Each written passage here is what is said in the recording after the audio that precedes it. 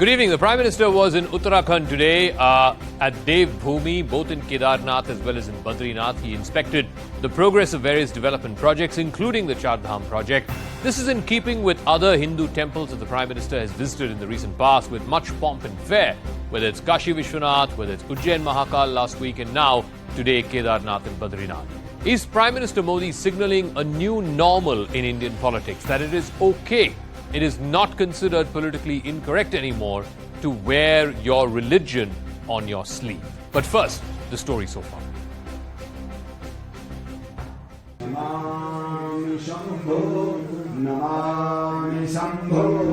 Nearly a year after his last visit to Kedarnath, the call of Baba Kedar brought Prime Minister Modi back to the temple. Donning a traditional Pahadi outfit called Chola Dora, made by the women of Chamba in Himachal Pradesh, Prime Minister Modi performed a puja at Kedarnath temple. When he was gifted the outfit during a recent visit to Himachal, he had promised the women that he would wear it at the first instance during a visit to a cold region. He honoured the women by keeping his word. Prime Minister Modi also visited the Adi Guru Shankaracharya Samadhi Sthal in Kedarnath. He also interacted with Shramjeevis working on development projects and inquired if they were receiving benefits of government's welfare schemes. Accompanied by Uttar Pradesh Chief Minister Pushkar Dhami, Prime Minister Modi then proceeded to Badrinath.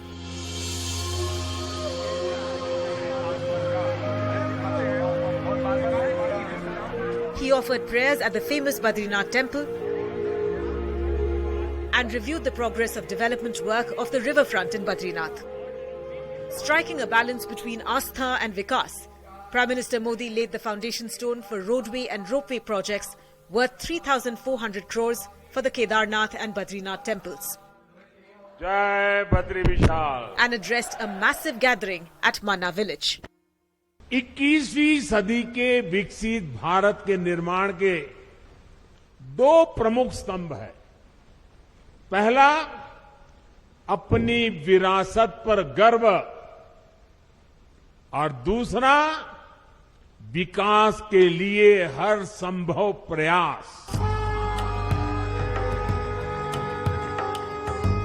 From rebuilding Ram Janmabhoomi to renovating Kashi Vishwanath and the Mahakal temple in Ujjain, and now putting the spotlight on Kedarnath and Badrinath. Is Prime Minister Modi making a pitch for cultural restoration? All right, so is this a pitch for cultural restoration, if you will, a spiritual rejuvenation of the Indian civilization? And there used to be a time in this country when all of these were considered politically incorrect. Is that time over? Let me now go across to our guest, China NC BJP spokesperson joining us. Advaita Kala is an author and political analyst. Kailash Adhikari, Director of Governance Now. And Suman C. Raman, political analyst, also joining us. Let me start with you, China NC. Yes. The opposition is basically saying that, look, we are a secular democracy. At the end of the day, the Prime Minister is, of course, free to go wherever he wants. He's free to take part in whatever temple inauguration he wants.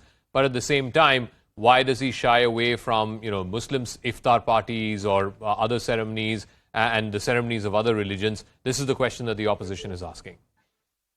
So, Zakka, I'd like to start by saying that faith, belief is something which is very personal. Now, what you choose to do, whether it is even being a Baha'i or a Buddhist or a Jain or a Christian, is your personal space. I feel very proud that we have a Prime Minister that not only visits Kedarnath, Badrinath, but also visits Ujjain, also visits many other places across the length and breadth of this country, and somebody who is guided by a sense of spirituality. It shows you that leadership can coexist with a thought process which is with what is right and wrong. And what is wrong with him visiting Kedarnath, Badrinath? What is wrong with him visiting Ayodhya?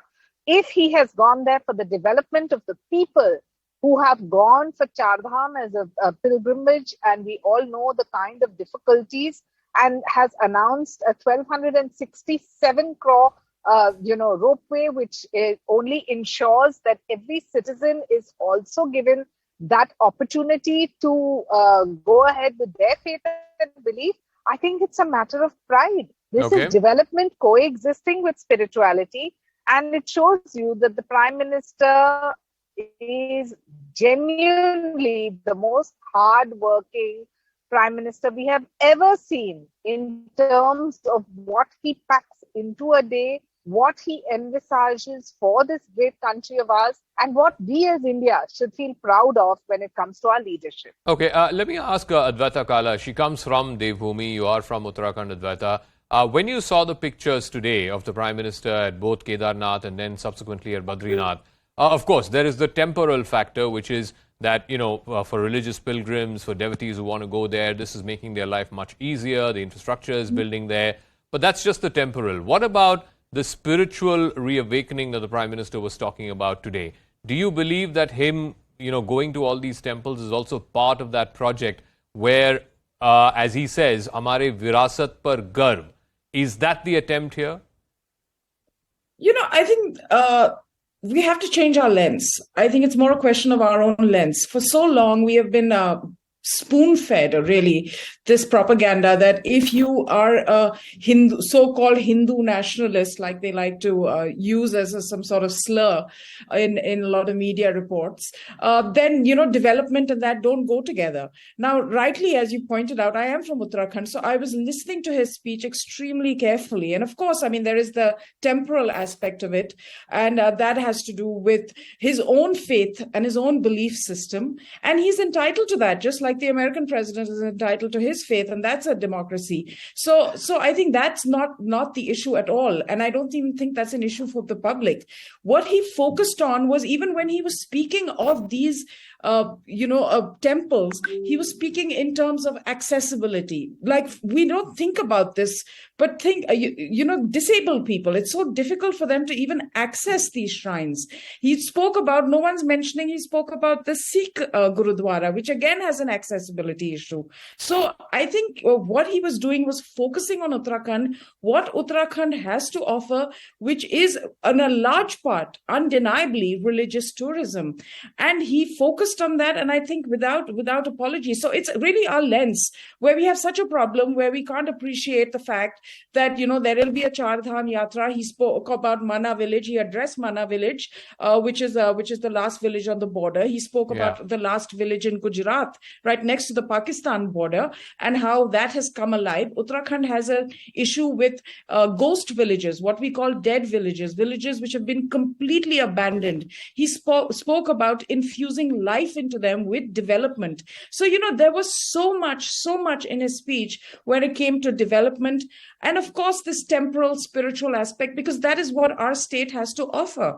And he married those two together beautifully. And I think it was an extremely powerful intervention, because if I look at it from the political analysis side, this election was a hard win for the BJP. There was a lot of anti-incumbency sentiment. And the Prime Minister really swung it for the BJP in Uttarakhand. And this was his first visit post that. Mm-hmm. So there was also an expression of gratitude during his speech. So I think, this direct connect that he has, and the fact that he spoke about the Parvat Mala, significant again, Zakka. It's so difficult. Life in the hills are so difficult. And I was so impressed that so many of the audience were women, because women of the hills lead the hardest life. Yeah. And to hear the man with the top job saying, there will be a Parvat Mala, there will be roads, basic things. There's 75 years later, we're still struggling for that in some parts of our state. So I think it was just a brilliant intervention, and him being at temples, that's his personal faith,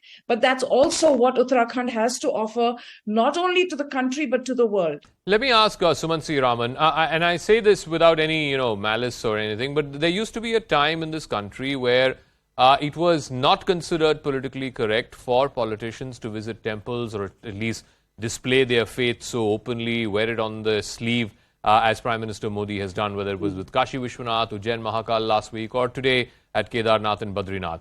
But it was not politically incorrect for politicians to go to iftar parties. Now you have the opposite. You have a politician who, wears his faith on his sleeve, goes to all these temples, and has not taken part in an iftar party, at least in the 8 years that he's been Prime Minister.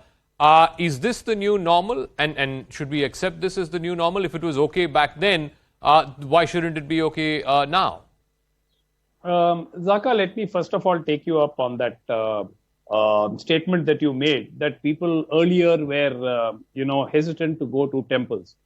Almost every single prime minister has been to all these major shrines that you're talking about, including Mrs. Indira Gandhi has been there, Rajiv Gandhi has been there, as well as, of course, we all know about the likes of P.V. Narasimha Rao and so many others. Mr. Devegowda has been, to most of these religious shrines. So I don't know where this story comes from that they were very hesitant to visit temples.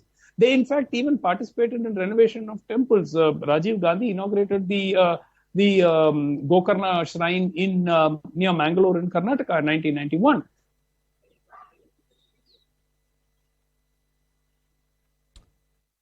No, so as we... Offending minorities is completely... I don't know where you're getting the evidence for it from. I have never seen this happen before. Maybe they did not make each of these visits a huge national event.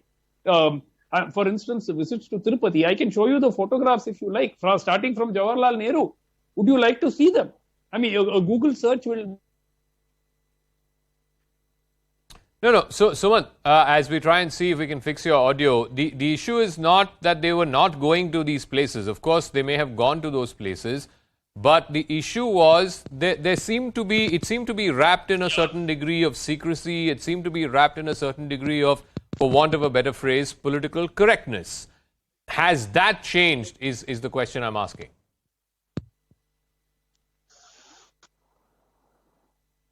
All right, we've lost Sumant. Let Kailash Adhikari answer that question. Kailash. So, Zakka, firstly, I believe that I completely believe in what the Honorable Prime Minister has said, that in order to march ahead, two things are most important. First, you have to value your cultural heritage, and you should be proud of it. And as you mentioned in your beginning address, that wearing your religion or your faith, religion or faith up your own sleeve should not be seen as a taboo or should not be seen as wrong. One should be proud of their own religion and their faith. And it stops no one, not even the Prime Minister, from expressing what his faith is, A. And B, if you look at the development aspect of it, the Vikas aspect of it, I have been to Ujjain Mahakal temple many a times, but now when I go, Zakka, in terms of infrastructure development, it's a sea of change there.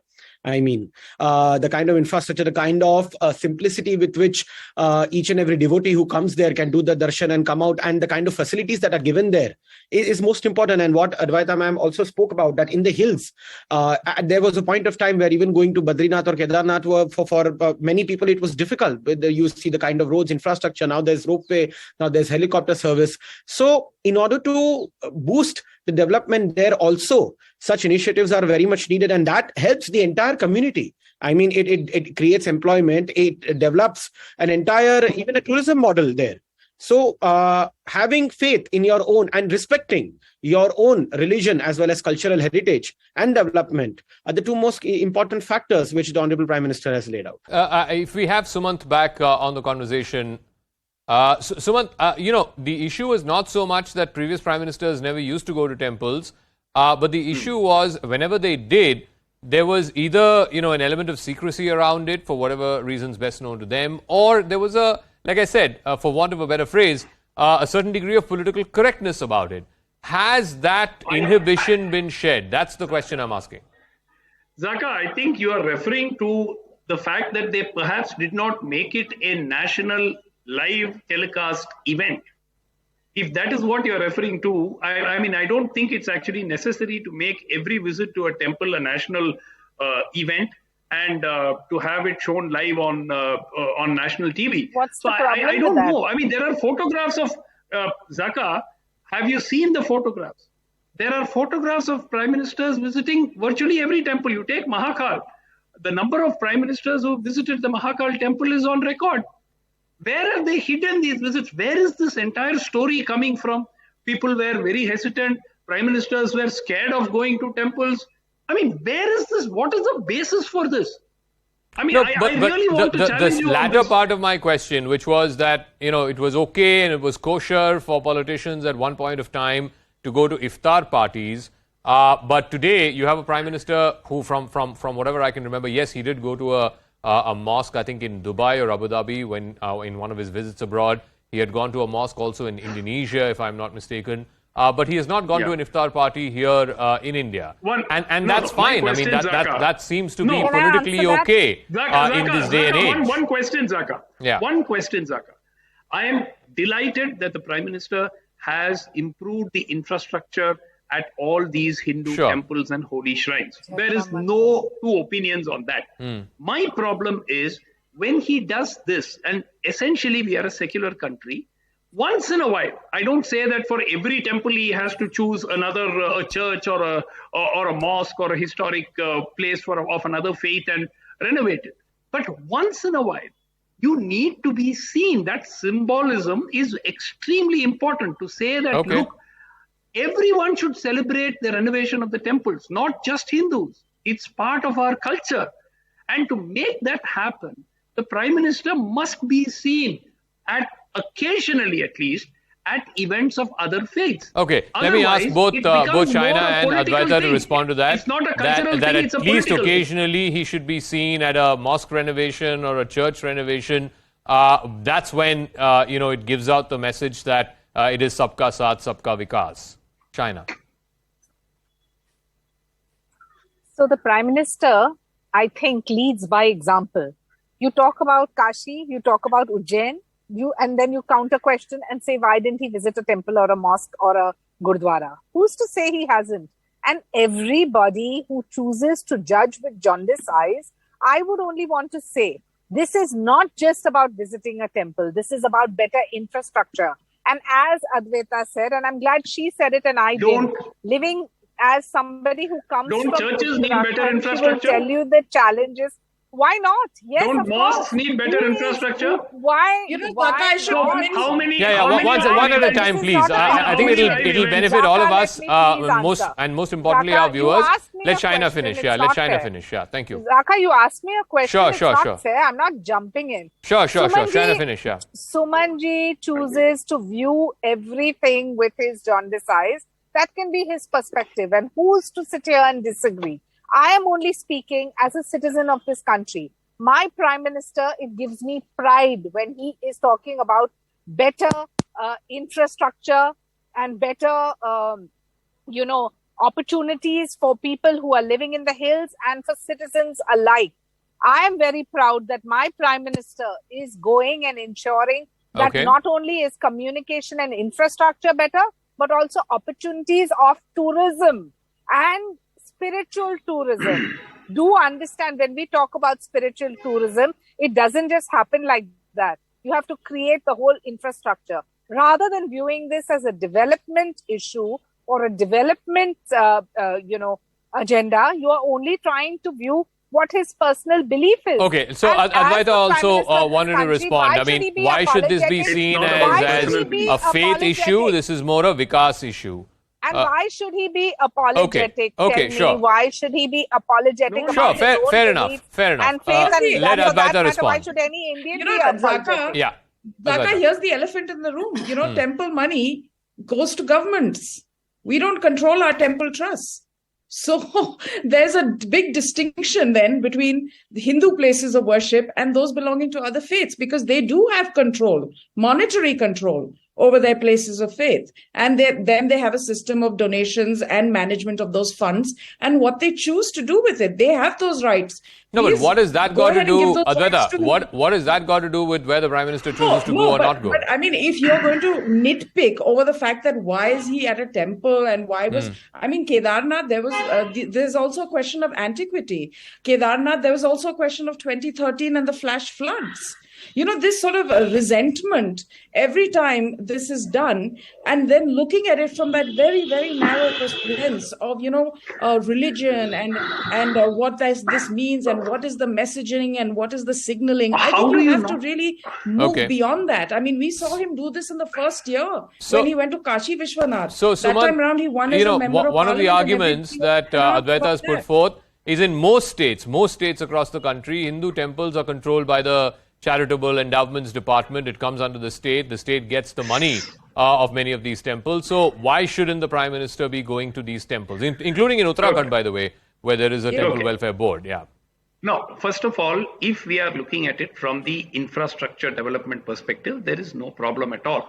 Invariably, these visits are with the Prime Minister offering worship in the temple, and the hymns and the Vedic rituals which are associated with the visit. So how does Advaita say that, why are you looking at it from a religious perspective? What other perspective to look at it in?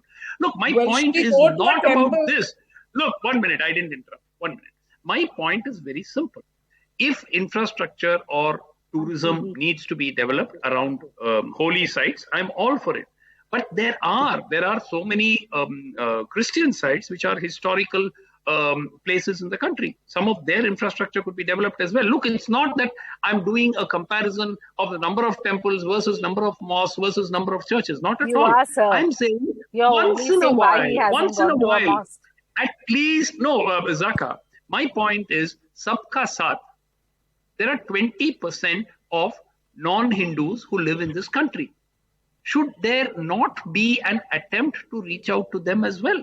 What is the harm? And after all, let's look at it. These are not personal visits. Personal visits will not be live telecast on national channels time after time from multiple camera angles. Can I just this is not...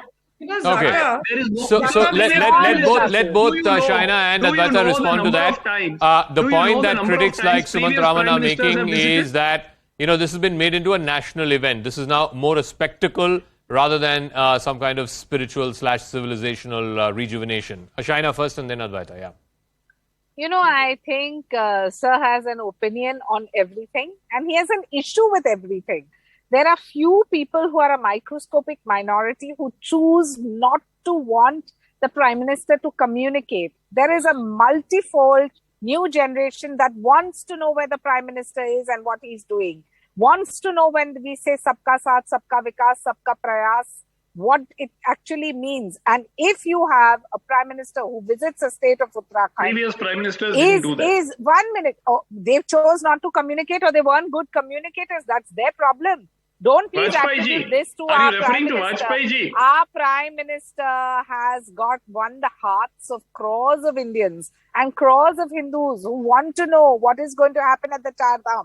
What is the infrastructure projects at Kedarnath, Badrinath? What is the ropeway going to be like? How is the Shaina, Shaina, one second. Give me 10 seconds. Shaina, it's not just about the infrastructure development. Let's face it. Infrastructure development is one part of it. If it's just about the infrastructure development, then the BRO chief would go there, or the NHAI chief would go there, or any of the people involved in the infrastructure projects, they would go there, or the chief minister would go there. The fact that the Prime Minister goes there, and as Sumant says, this is elaborate. He takes part in the rituals. There is visible sort of symbolism. No, I'm not faulting it. I'm not saying he's at fault. All I'm asking is all I'm asking is, then can you just confine it? Can you just confine it to just infrastructure development? That's the only question. No, I don't think he needs to be apologetic about anything. Why not? He's the tallest leader of this country. People look up to him, revere, and this is his spiritual process as well, which is coexisting with the development of the country. You fault him for every move. You fault him if he communicates. You fault him if he doesn't communicate. You fault him if he goes. And then Kailash is also waiting. Yeah, Advaita. Sir, you are doing just the same. Zakka, I'm very open to going to other places of worship. If I use an example of UP, for example, Begum Samru and her church, because she converted in Sardana, is hugely regarded as wish-fulfilling and very, very revered. I've been there, and the same year I happened to go to Kashi Vishwanath as well, which is about 15 years ago. But the disparity in the maintenance levels, and this is something that the Prime Minister also pointed out. He said that there has been this inhibition to renovate, to make these places of worship accessible and even just clean. Even, Kashi Vishwanath Ji Mandir, you don't mind because you're a devotee, but when you walk, right from the main street to the actual, main sanctorium, your feet used to be drenched with sewer water and water from everywhere. So there is a very these are very practical reasons as well. These buildings, like Begum Samru's church is about 150 years old at most. These are about 800 plus year old buildings. So it was very important to also bring them up to speed so that they can facilitate the kind of pilgrimages that they need to in this time and age. On that part, there is no dispute. On that part, there is no dispute at all. I think the dispute that Sumant is asking is twofold. One, should the Prime Minister, as the, for want of, again, a better phrase, the first citizen, although the President is the first citizen in our constitutional democracy, but he is the premier leader of this country. A, should he be going to, destinations of other faiths? And B, more importantly, it's not just about the infrastructure development. There's also this spiritual exercise. There is also this, as he said, hamare virasat pe garv lena.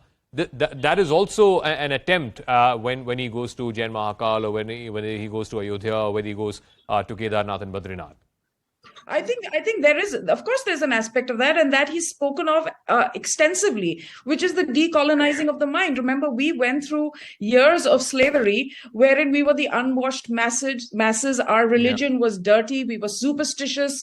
We were unclean. We were not scientific. So that can have an impact on the psyche of a people, and that is really the psyche that he's trying to address. He's not trying to create divisions. He's saying, look, this has been our lived experience for so many generations. 75 years on, we've broken away from those shackles of a colonial past. And one way of reclaiming that is by just saying, yes, this is who I am. And if we have to take the lead in the future, we're already the fifth largest economy in the world. By 2028, their estimates will be the third largest economy of the world. But if we don't know where we're coming from, we're certainly not going to get there. Kailash, so I think that's where he's coming from. Part of what the Prime Minister is attempting to do is to break the shackles of the colonial mindset. Yes, we've been, free from the British and free from colonial rule for the last 75 years. But in our minds, we're still shackled by what the British did to us. So is the attempt by the Prime Minister also to break those mental shackles, as Advaita says?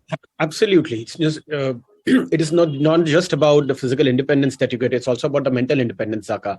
And what the Honorable Prime Minister is trying to do is also to break our mental shackles. And at the 75th year of our independence, at the Azadi Ka Amrit Mahotsav. And also, second, a very important point, Zakka, which I believe that how is that some people believe that by visiting a mosque or by visiting a church or by visiting places of a different faith, only you can signify Sabka Saath, Sabka Vikas. Sabka Saath, Sabka Vikas is about a comprehensive overall socio-economic development of the entire society, which is happening since the past 8 years. Just by visiting a place of other faith, how one should take that only as a symbol of Sabka Saath, Sabka Vikas is what I fail to understand, Zakka. Okay, I'll give Sumant the final word. Sumant, again, it comes back to one simple contention, not just the temple visits, that's just one part of it. The emphasis on learning of Hindi. Yesterday, the Prime Minister, when he spoke in Gujarat at the National Education Program event, he said, English is actually, whether we like it or not, it's actually furthering a slavish mindset. So all of this is about, A, breaking those colonial shackles, and B, more importantly, taking pride in who we are and where we have come from. This entire breaking of colonial shackles is pretty much humble. I think that there is no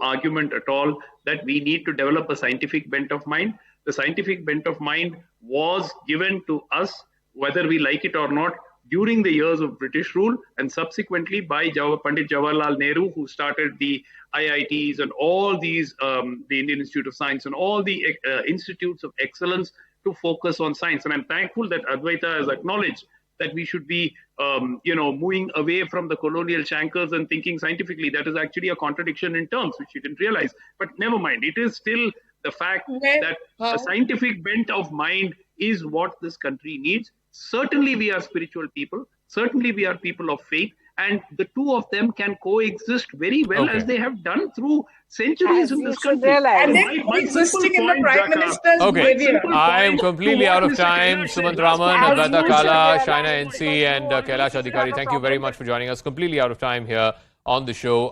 That's a wrap. Thanks very much for tuning in.